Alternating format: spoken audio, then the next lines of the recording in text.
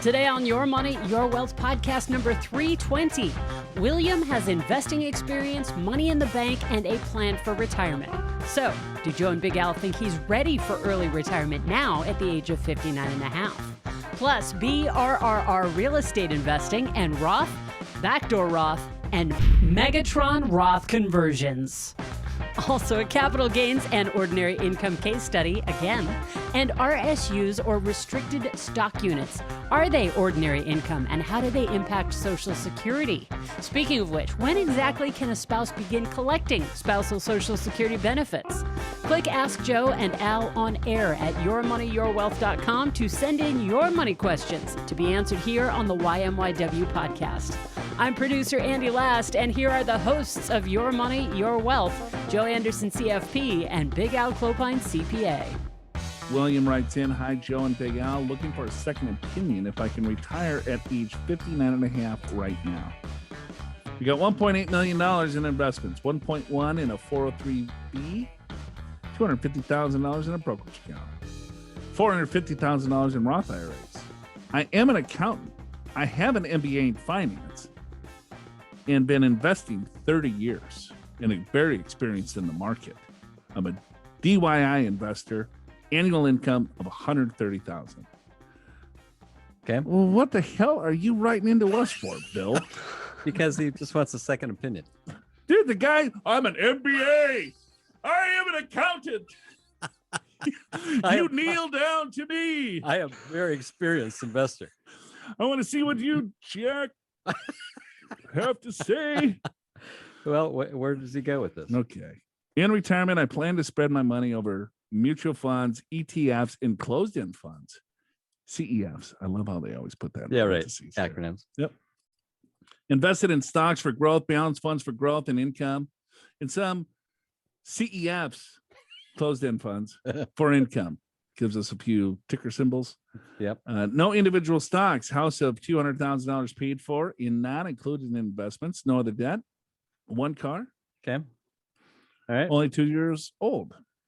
I will generate $5,000 per month in income distributions from income investments. Okay. All right.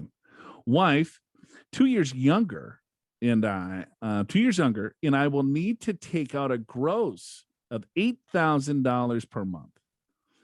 Pre-tax in healthcare, total $1,000 per month for both of us until Medicare age 65. Thus, I will take out $3,000 per month in principal until age 70 when we start Social Security. We have low expenses and could live on our after tax of $3,500 per month if needed. I've worked long and hard, really want to retire now. I've been a manager since 22. Man, he's been a manager. That's a long time. He's got an MBA. He's an accountant. That's almost 40 years. He's a DIY. Yeah. This guy's got awesome. it all. I love this guy's awesome. Do you think generally someone in this situation could retire 59 and a half and be okay? Please let me know if you have any questions. Thanks. All right.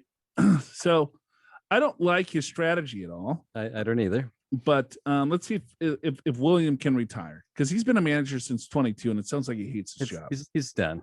Right. I don't blame you, William. So he's got 1.8. What does he say? $8,000, 12 times. So just round it to 2 million just to make it easy. And he needs $100,000 a year. Right. That's right. $8,000 a month, 96. Yeah, Let's round that. That's right. All right. If you take 100,000 and you divide that into 2 million, right? So that's 5%. Yep.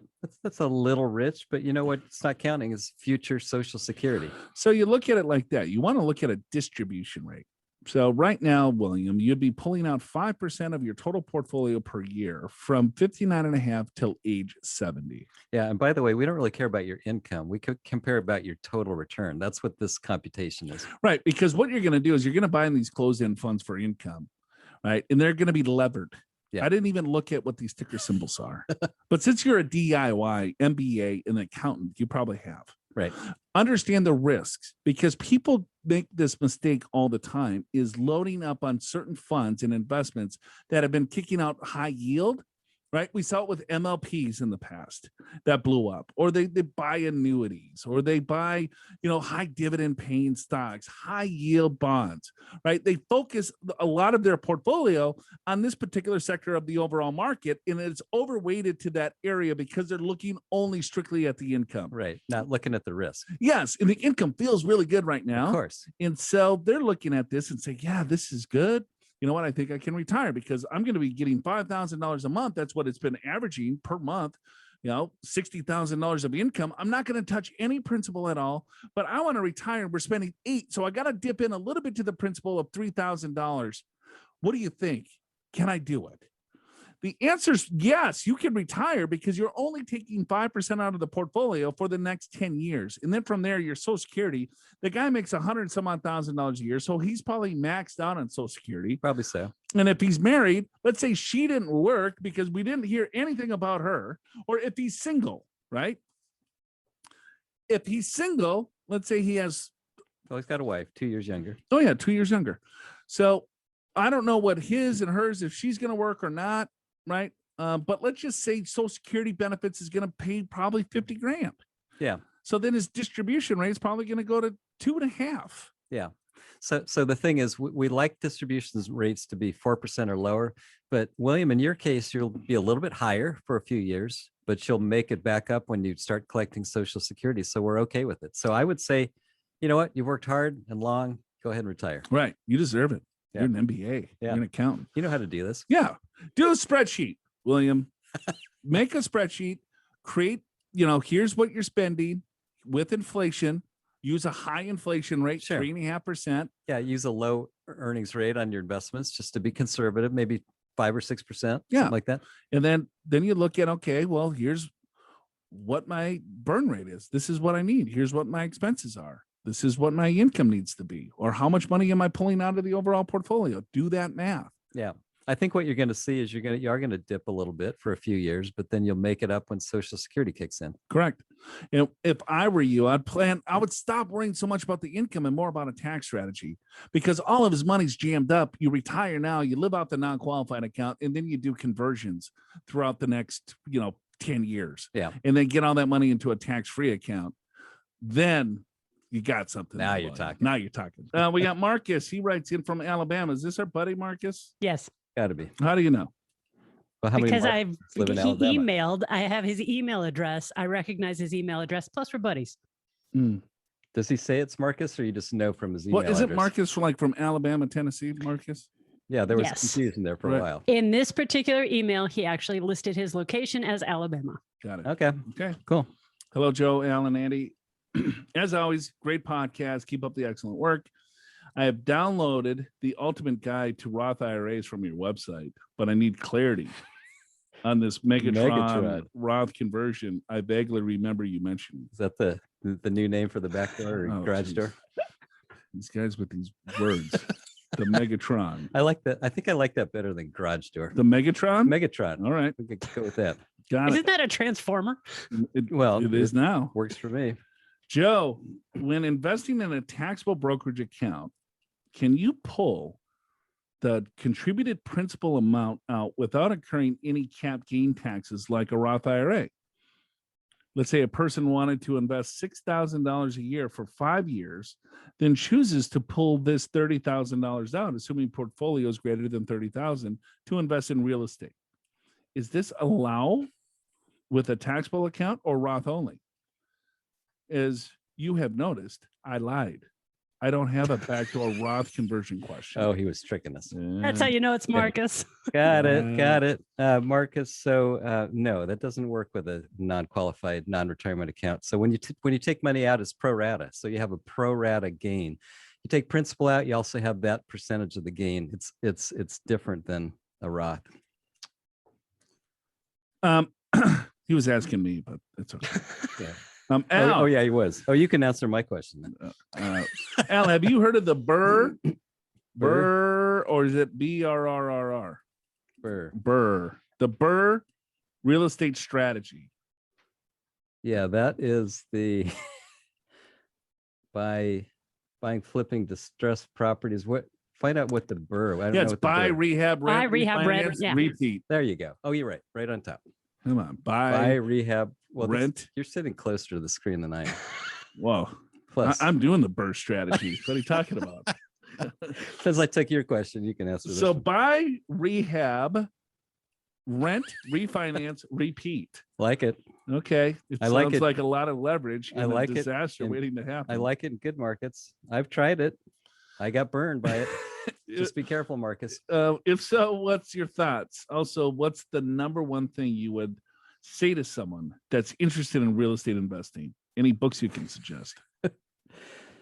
Well, so here's the problem. When you do this strategy, basically you keep taking your profits and reinvesting it into more and more properties. And so now you got more and more properties. You've levered them up, high debt. Now you got 10 properties instead of one, which is great if the market goes up, but the market doesn't always go up. So for me personally, I had a big problem in 1992 when the savings and loans crashed and real estate went down 25%, but I did okay in that one. I was able to sell one property and keep one property. Then what happened during the Great Recession when properties went down between 50 and 80%, depending upon what market you were, I did not do okay in that. All of a sudden, my properties, just to use an example, $100,000 property with an $80,000 loan. Now that property is worth $20,000. And oh, by the way, I can't cash flow it because no one wants to pay the rents anymore. That was a big problem. And if you look at almost any real estate guru book that's being honest, they've been through this cycle at least a couple times where they've lost everything. So just be careful. It works when real estate goes up and you feel like a genius. And then when it turns, you'll be very sorry you did this. So I like it, but I would go slower than what probably this BRRR book is telling you to do. Yes. He's getting nosy on us. Joe and Al, what percentage of your own personal portfolio does real estate make up? Let me think about that. I can answer that.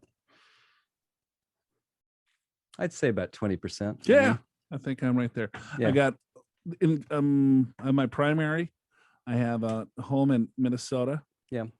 And then I have a house in Palm I got my primary. I've got 2 rentals in Phoenix and 2 vacation homes in Hawaii. It could be 25, but somewhere in that range. Yep. Yeah. I bought my mom a house. You did? Yes. Good for you. Yeah, when she passes. And it's in your name. Yeah. It's not cash flowing. She's not paying rent. It's a horrible investment. Are you going to live there when you retire? It's in a 55 plus idea? community. Well, perfect. No, I'm not moving to Minnesota. You sure? Yeah, I'm positive. I mean, that's where you're comfortable. That's where you grew up. I'm not comfortable there, or else I would be living there. So we got Mark from Morgantown, West Virginia. Hey, Joe, Al, and Andy, stumbled upon your show on YouTube. Really enjoyed the format and the info. 67 and retired. I had a somewhat unique way of funding my Roth 401k, and I thought I'd like to share it.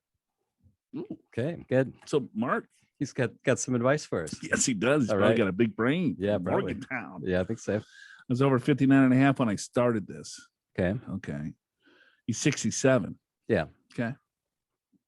My employer started offering a Roth 401k option about 5 years before I retired. Okay. I'd been in the traditional 401k for 30 years and had maybe 600,000 in it. They also always had a post-tax option in the 401k that I never used. Oh boy. You know where this is going? I know exactly where it's going. Can you say garage door? With my limited time frame, I decided to max out the Roth 401k and contribute heavily to the post-tax option so I could, quote, backdoor it into the Roth. This unique part is I contributed more than I could afford 50% of pay, and then relied on making withdrawals from my pre-tax account if needed. I had to make 2 or 3 small withdrawals per year. Net effect, I reduced my pre-tax balance and fat my Roth 401k, plus the pre-tax withdrawals were less than I estimated. All right, Mark. So he just started listening to the show, I take it. Yeah. So Mark, we agree with you. This is a great strategy. It's called the garage door. And we've talked about it how many times? But I love it. It's a great strategy, but it doesn't work for everybody. You have to have a 401k that allows after-tax money to go into it. Right. So he finally found out, and we give this advice quite a bit to a lot of our clients, is that they cannot afford, most clients cannot afford to do the mega garage door back door. There's just not enough money. There's just not enough money going around. Half their paycheck is going in these stupid retirement plans. They still got a mortgage and food and utilities. And, yes. Oh, the Christmas for the kids. Yes. And so, so it's like, well, what do you do? Right. And so what Mark did, he tapped into the pre-tax accounts. Yeah. Love it. And was like, okay, well, I'm going to do that.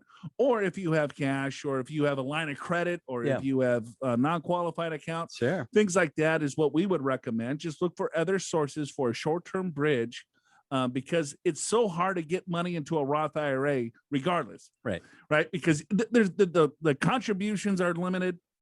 The conversions cost you a ton of money, but if this is after tax money that you could automatically convert into a Roth up to $50 some odd $1,000, absolutely, you would want to take advantage of it and try to max it out as much as you can each year, and then just try to find another way to fund the living expenses. Well, that's right. Because if you're over 50, the IRS lets you put in $26,000 into a traditional 401k or a Roth 401k if your employer has one, or you can split it however you want to. So that's $26,000. Then in many cases, or even most cases, your employer probably has some kind of match. Let's just say the match is 4,000, just to make easy math. So 26 plus 4, now there's 30,000. I think the amount that you can put into a 401k in total is about 57,000, somewhere around there. So that means in that example, you could put another 26 or 27,000 of after-tax money from your paycheck. So now it's like, well, wait a minute, I need that to live off of. Well, if you have another source to live off of, which is what Mark has, then you could supplement your spending from that other source, have more money go into the after tax, and then you convert that right away to a Roth, and then it's like a huge Roth contribution. It's a great idea. Right. And with contributions, it's FIFO tax treatment, first in, first out. So even if you probably wouldn't want to do that if you're going to take the money out right away, but if you can find other sources, it's a great idea. Yeah. Thanks, Mark. Yeah, Appreciate it. Good one. We agree with you. Yeah. Mega backdoor. The first time I think we've ever talked about that. Go back in what episodes, Andy? All of them. Okay, not all of them, but in the podcast show notes at yourmoneyyourwealth.com, I have linked to the most recent episodes that cover the Backdoor and Megatron Roth strategy, the ultimate guide to Roth IRAs, and the latest episode of YMYW TV on how to financially pivot to early retirement. Click the link in the description of today's episode in your podcast app to get started hoovering up all these free financial resources that are just pouring out of YMYW. Honestly, though, if you want to know if you can retire early like William, or you want to have an effective real estate investing strategy like Marcus, or if you want a great way to reduce your taxes in retirement like Mark, maybe it's time to schedule a free financial assessment video call with one of the certified financial planner professionals on Joe and Big Al's team at Pure Financial Advisors. Yes, YMYW is great, but if you haven't noticed, this podcast involves some fairly general spitballing suggestions and ideas with pretty much no preparation from anyone but me. And trust me, you do not want me giving you financial advice. A CFP at Pure will be able to make recommendations based on the specifics of your financial situation, your level of risk tolerance, and your retirement goals. Go to the podcast show notes at yourmoneyyourwealth.com right now. Click Get an Assessment and schedule a date and time that's convenient for you. Grant writes in, Alan, love the show from Alabama and absolutely love the humor from all three of you. Well, Grant, that's very nice. Thank you. Thank you, Grant. Roll Tide. Situation. 60 yo. Going on 39 yo. LOL. Yeah. Because yo, he's 60. Yeah. It's like he's feeling young though. He is. Run 5K, 10K in trail races. Wow. That's impressive. It is. Got an early out from a lot of years of government service and an annual pension of about $105,000. TSP value approximately $400,000. In traditional IRAs about $130,000. Have limited amounts in Roth, $10K. Back in the day, had to find every tax deduction possible to cover extensive medical expenses. Oh, I'm sorry to hear Oh, that, that's too Grant. bad. Yeah, my wife passed away a few years ago. 2020, 2021, making more than ever. Total comp, including pension, approximately 240 grand. Big tax bill for 2020, 8,000, more than the big amounts I paid in. I want to build up Roth, but find myself needing again to increase tax deduction to reduce my tax bill. Right now, I'm 50-50 in my current company's 401k between Roth and traditional. The current benefit analysis suggests I should go 100% in traditional for current tax deduction benefit. However, I also know what will happen when I turn 72. What would you do? Can't wait to hear the discussion. Keep up the drop mic humor. Let's drop the mic humor. Yeah. That's just like Chris Rock. Right. That might be the best compliment you guys have ever gotten. Yeah, I think so. In the great financial thoughts you give. I will say my name is Grant. My specifics are a little too specific if there are other listeners from my circle. Ah, what do you bet it's a fake name too? What do you think? Grant, you got some your circles? You guys sit around and talk about this god-awful show? Did you hear the last week's episode? Yeah. Grant, was Can you that believe you? it? Was that you? Man, that sounds really familiar. No, Peter, is that you calling yourself Grant? Sound like you. Yeah. Okay. What do you do here? The guy's 60 going on 39. He's running 5Ks, 10Ks, trail races. It's gonna be around a long Oh, time. he's probably got a six-pack, great abs. Yeah, for sure. No, it's just Yeah, trail running is tough. Trail hiking is hard enough. I'll have trail mix. That's a little easier. On the couch watching No, football. in my golf cart. In the golf court. Okay. All right. So what do you do here? So he's going 50-50. He knows what happened at 72. He's 60 years old. He's got another 12 years for RMDs. So we can do the math here. What is 401k traditional is what, 600 grand? No, 430,000. Yeah. So he's probably maxing the thing out. Call it 25,000. So if I look at Well, TSP is 400, IRAs are 130. So call it a little over 500.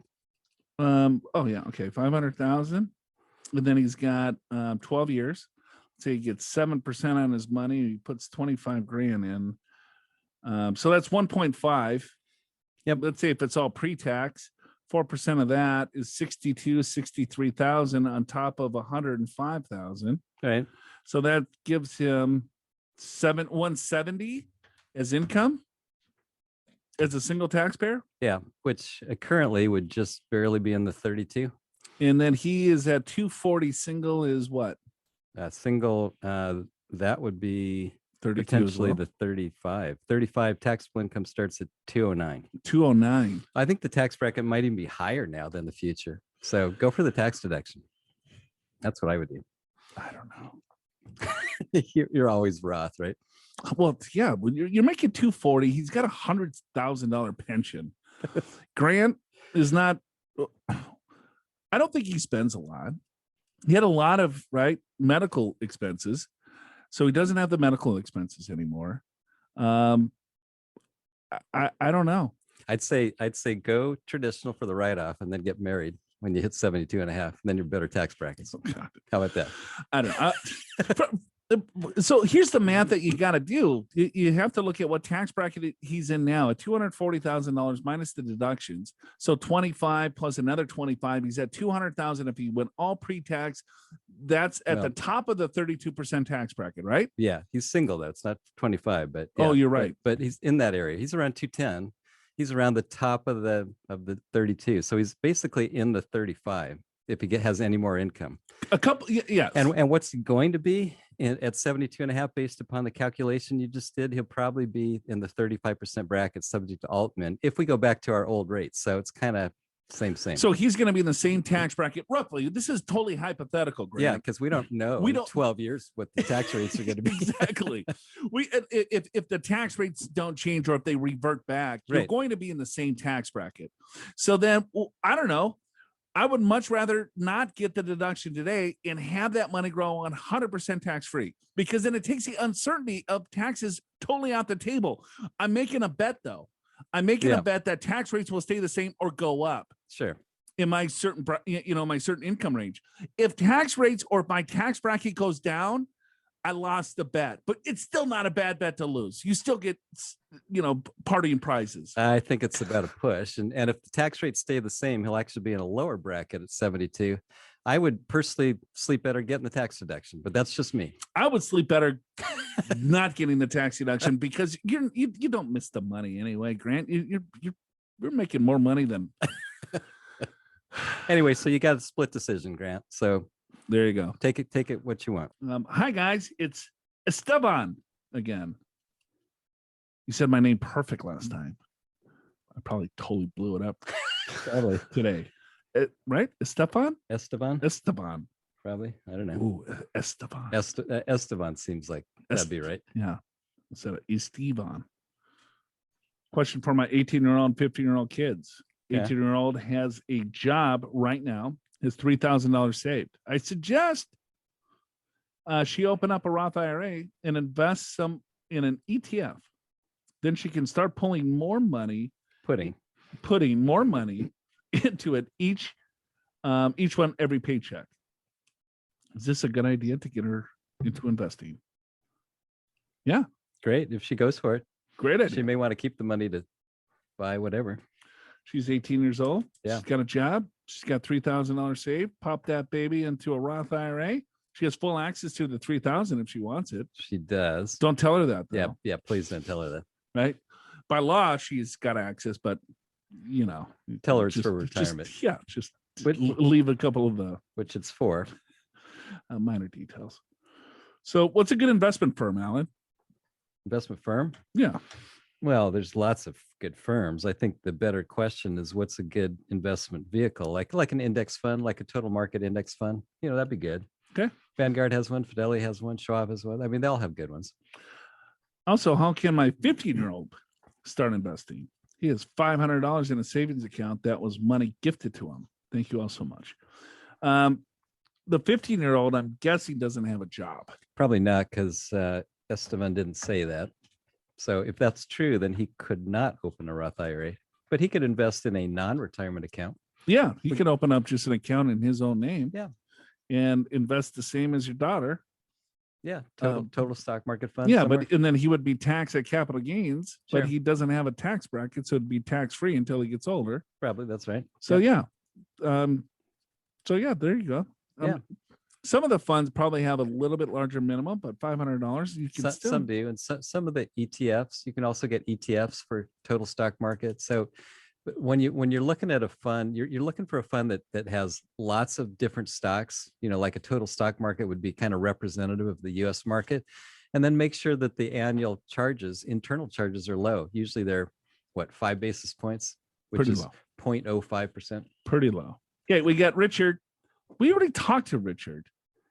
Maybe it's a new one. No. Hey, Big Al, Little Joe, and Awesome Andy. He says that all the time. This is like he's emailed multiple times. A new question, I guess. Richard. You guys are always so good at explaining these clearly. That's why I love your show so much.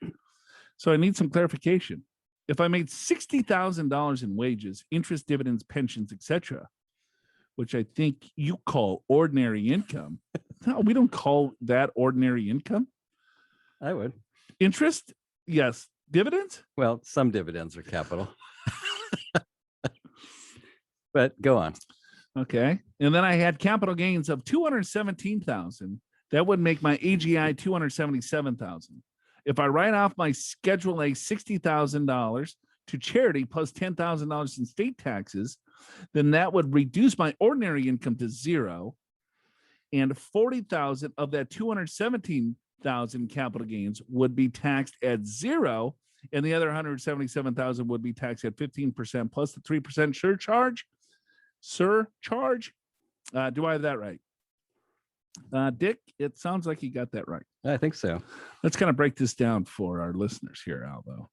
So this is the whole capital gains sits on top discussion that we've had multiple times that most of you do not understand, to be honest. We need a white paper on this. Because we keep trying to explain it again and again. So take a stab at it, Joe, because clearly I'm not getting it there. got it. All right. So ordinary income. Richard was okay. Let's say you have wages.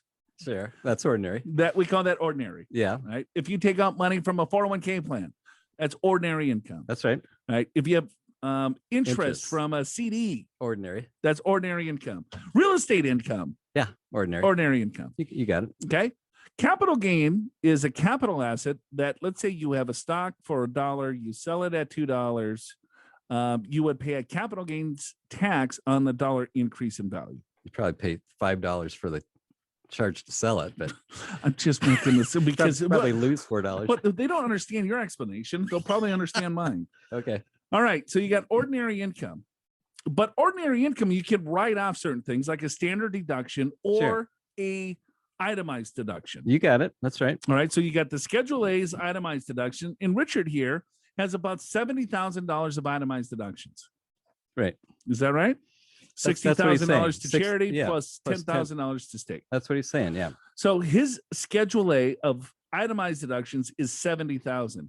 So the itemized deduction or the standard deduction would offset any ordinary income first. Correct. So that's what people need to focus on. What is your ordinary income?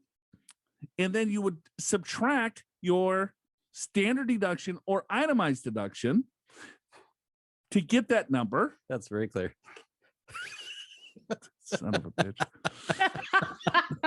So what he is telling us is that the $70,000, or he's got $60,000 of wages, he's got $70,000 of deductions. So that makes his taxable income -10 from an ordinary income. Agreed. All right. So then we have to add on $217,000 of capital gains. Right. So that sits on top of that. That's right. Okay. So at $217,000 of capital gains, I think we still have a $10,000 negative. I agree. So that would give $216,000. That would be, or I'm sorry, $207,000 that is subject to tax. That's correct. But with capital gains, you go up to the top of the 12% tax bracket. In capital gains, there is no tax. That's right. And if he's single, so that would be about 40 grand. 40 grand. Tax free. So $40,000 of the 207 is tax free. The rest would be taxed at a capital gains rate of 15%. But he's also subject to net investment income tax of another 3.5% over $200,000 because he's single. That's right. So his adjusted gross income is 277. So only 77,000 is above the 200. So that's what you have to pay the 3%, 3.8% surcharge. And here's maybe a simple way to think about it is if you do your tax return and if your long-term capital gains are greater than your taxable income, bingo, you're all capital gains. How about that? Crystal clear. I think everyone got it this time. Yep.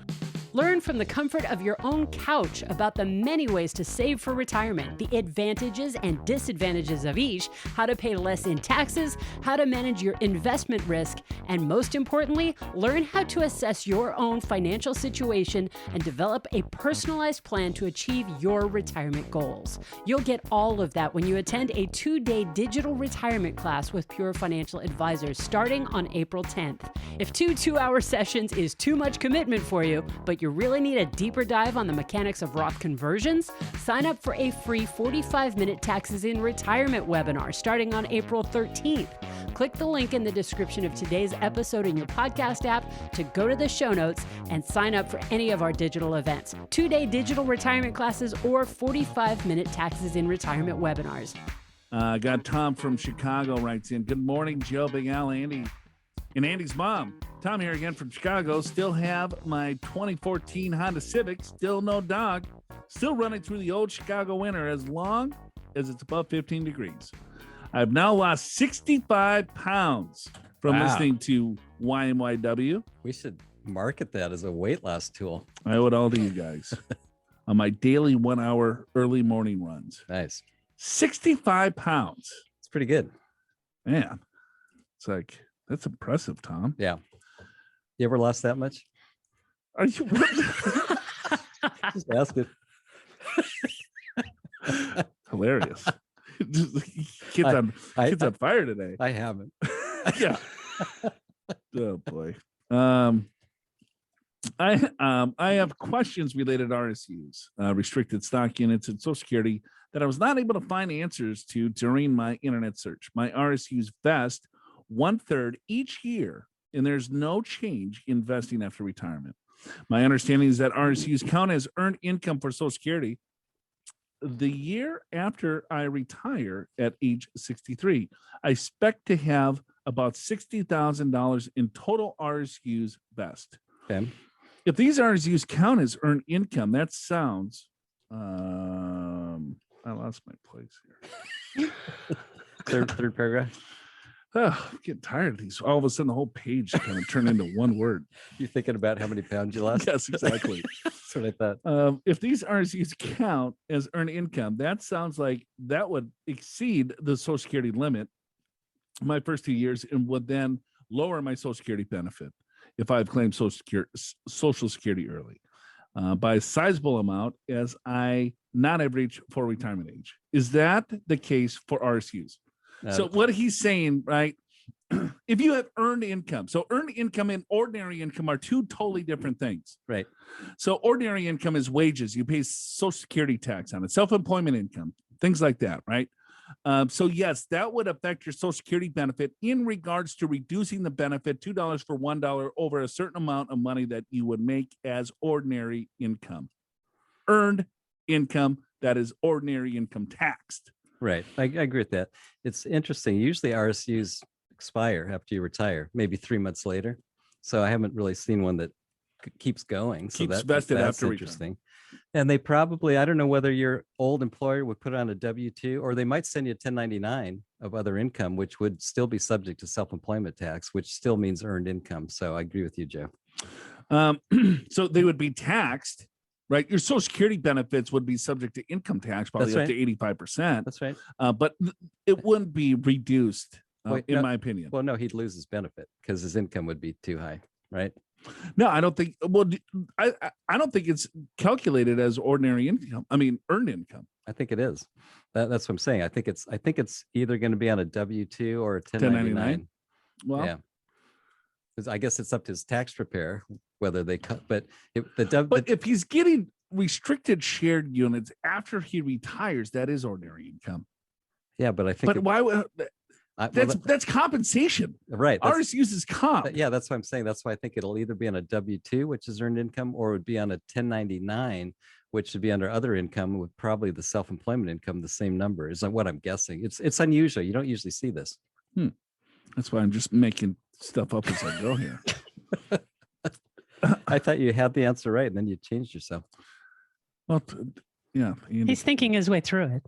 If RSUs count as earned income, okay. Yep. With those RSUs earnings, then you know what, Tom, he's thinking about retiring early, and he's got this, and this is like total hypothetical BS. Well, if I do this and I do that, I guarantee Tom's like 45 years old. And when I'm 65, here's what I'm going to do. You know what? We get these questions all the time. If it's actually happening, just tell us that. If you're thinking about doing something, then tell us that, because then now we're all confused. Oh, this is weird. And usually a plan will never do that. Or Tom could be an advisor in Chicago with a client that has this question. Yes. Oh boy. Actually, the very last thing he says is, in retirement, I expect $70K yearly in pension, have $2 million in savings. I'm not done. I got to finish this. All right. If RSUs count as earned income, will those RSU earnings then replace one of my lower earning part-time minimum wage high school burger flipping years from long ago? Oh. Answer is yes, as far as we know. Yes. I will have more than 35 years of earnings. When calculating my future benefit, if I have not yet claimed Social Security, he sits around and listens to these podcasts and reads books. And God, if that's the case, after my second year of RSU vesting, about $40K in February, can I apply for Social Security benefits in March and have that second year of RSU earned income count as one of my 35-year earnings too? Or do I have to wait for the next calendar year to apply to have that count for an earning year? Oh. Got a little lost in that one. He's trying to game the system. Well, no, not really. He wants to know if he has those RSUs that he's taking in a given year, will that count for his 35 total years of income? Because he's got some burger flipping years, but he doesn't realize potentially those burger flipping years adjusted for inflation might be the same dollar figure as the $40,000 RSU in this year that he's trying to figure out when to claim Social Security. I was thinking the same thing. I mean, 35 years of inflation, maybe it's greater. You know what? It doesn't matter. It's like 7 cents, Tom. But what Tom might do is get another hobby than listening to financial podcasts. Yes, do that. Well, how about if I made 15,000 25 years ago, adjusted for inflation, it's 39,000. Would that and then I make 40,000 of RSUs? Would that replace the 39,000? And if so, how much more money will I make on my Social Security? 46 cents a year. A question for Joe: when I retire, I'm thinking of getting a golf cart. Like it.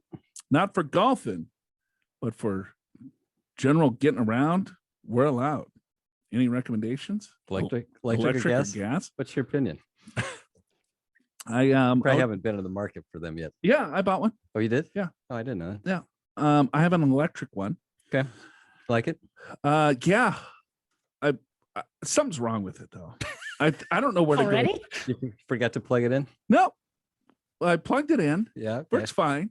Okay. But there's something off. I gotta get it. I don't know. Anyone know a good golf cart mechanic?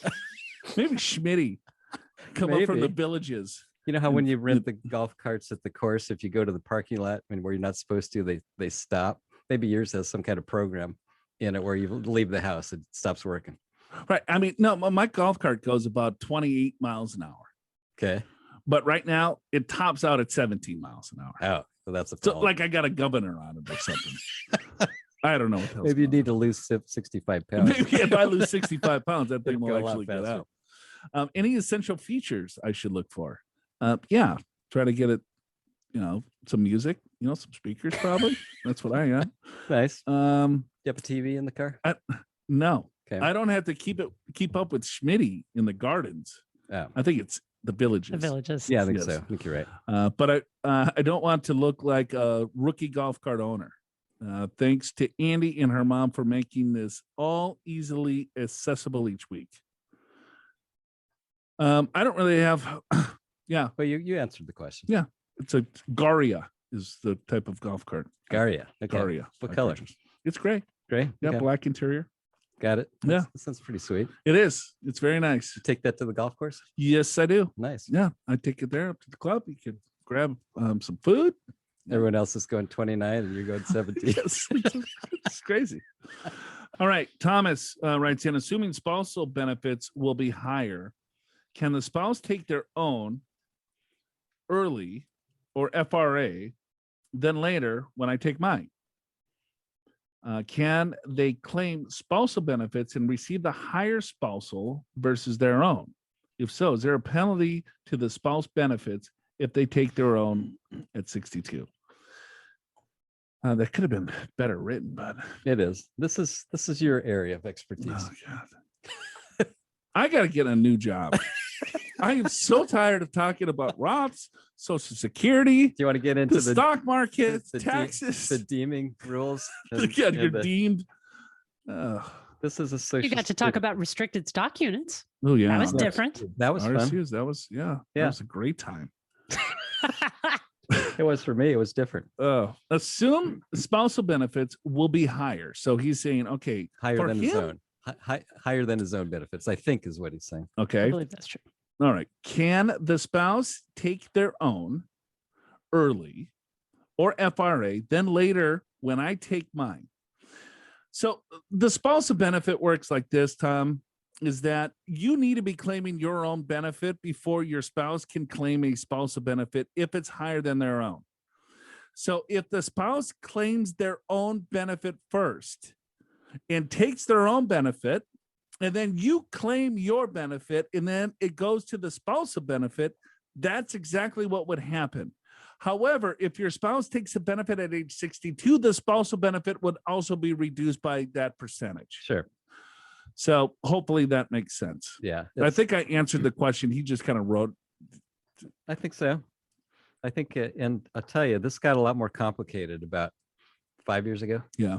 When the rules changed. Mm-hmm. So bummer, Thomas. That's the way it is. But to repeat myself, you need to claim your benefit first before the spouse can claim the spousal benefit. That's correct. So he's like, okay, well, let my wife take her benefit is what he's thinking. Yeah. Right. So she takes it early. Takes it early at 62. And then I'm going to claim my benefit. And then she's going to claim the spousal benefit, which is half my benefit. Yeah. It's true, but it's not going to be half your benefit. It's going to be reduced because she took her own benefit early. Yeah, it's going to be reduced by somewhere between 25 and 30%, depending upon when your full retirement age is. Yes, because let's say the spousal benefit is 50%, it's going to be roughly 30% of your benefit, not 50% of your benefit. Yeah. So that's the calculation that you need to make. All right, that's it for us. The show's called Your Money, Your Wealth. Your Money, Your Wealth is presented by Pure Financial Advisors. Click the Get an Assessment button in the podcast show notes at yourmoneyyourwealth.com or call 888-994-6257 to schedule your free financial assessment video call. Pure Financial Advisors is a registered investment advisor. This show does not intend to provide personalized investment advice through this broadcast and does not represent that the securities or services discussed are suitable for any investor. Investors are advised not to rely on any information contained in this broadcast in the process of making a full and informed investment decision.